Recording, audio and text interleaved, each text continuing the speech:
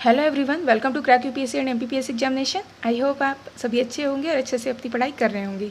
आज हम 17 जुलाई की करंट अफेयर डिस्कस करेंगे, जिसमें पहला इंपॉर्टेंट फैक्ट है आज का कि हाल ही में बांग्लादेश सरकार ने ये बोला है कि जो भी रोहिंग्या समुदाय हैं उन्हें भाषण 4 आइसलैंड पे वर्तमान के लिए शिफ्ट नहीं किया जाएगा, है ना, क्योंकि वहाँ पे साइक्लोन आ सकते हैं और वो आइसलैंड थोड़ा सा डूबने की कगार में कहीं ना कहीं पहुंच जाएगा साइक्लोन की वजह से, या फिर जो भी जियोग्राफिकल प्रॉब्लम होती हैं उसकी वजह से। इसलिए हम रोहिंग्या को वहाँ पे शिफ्ट नहीं करेंगे।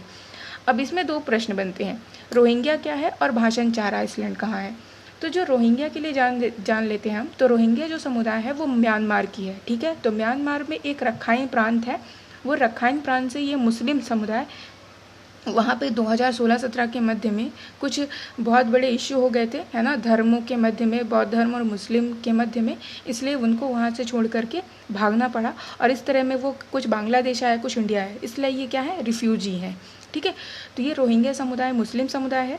अब ये जो भाषण 4 आइसलैंड में रह रहे थे, तो अभी के लिए सरकार ने बोला कि अभी इनको हम यहाँ पे नहीं रखेंगे क्योंकि यहाँ पे साइक्लोन आने के चांसेस रहते हैं, इसलिए इनकी जानहानि की घटना हो सकती है, इसलिए इन्हें अभी मूव नहीं किया जाएगा।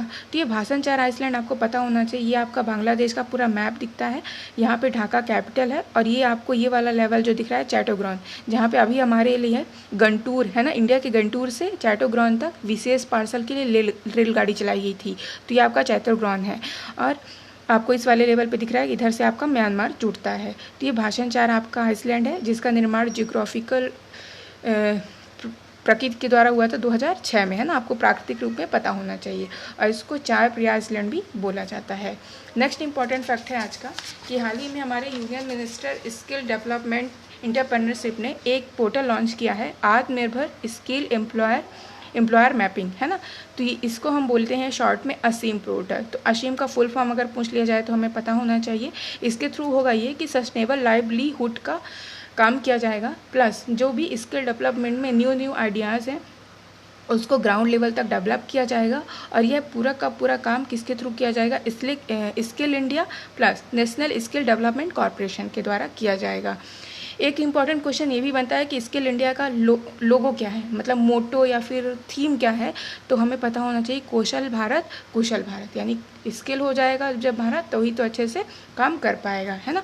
तो ये चीज़ें हैं। और वर्तमान में हमारे स्किल डेवलपमेंट मिनिस्टर कौन है, तो महेंद्र नाथ पांडे जी हैं, है ना। मिनिस्ट्री आपको पता होना चाहिए, प्लस उसके मिनिस्टर बहुत ही ज़्यादा इंपॉर्टेंट होते हैं। नेक्स्ट इंपॉर्टेंट फैक्ट है आज का कि हाल ही में हमारा जो लास्ट अपाचे AS64E, है ना, ये भी आ चुका है। इसके पहले 2019 में आया था, है ना। टोटल ये अपाचे है क्या, तो अपाचे एक तरह का हेलीकॉप्टर है ना, इंडियन एयर अटैक हेलीकॉप्टर एक तरह का है। तो ये इंडियन एयर फोर्स के लिए आया है ना, जिससे हमारे जो लोकेशन और जो डिटरेंस क्रिएट करने के लिए होते हैं, जो भी हमारे इक्विपमेंट, यानी डराने के लिए, उसके लिए ये प्रयोग किया जाता है। दूसरा इंपॉर्टेंट ये हो जाता है कि अपाचे कहाँ का है, USA का है।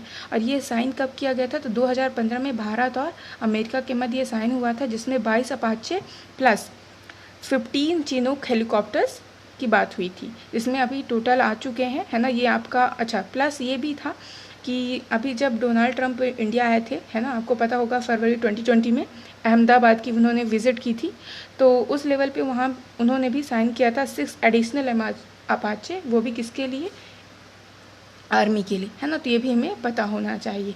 इससे होगा ये कि हमारा जो डिटरेंस लेवल है वो बढ़ जाएगा और कहीं ना कहीं हम थोड़ा सा सिक्योरिटी फील कर सकते हैं, है ना। तो ये अच्छा है हमारे लिए। तो आई होप आपको इतने सारे फैक्ट क्लियर होंगे। Okay, thank you for watching this video.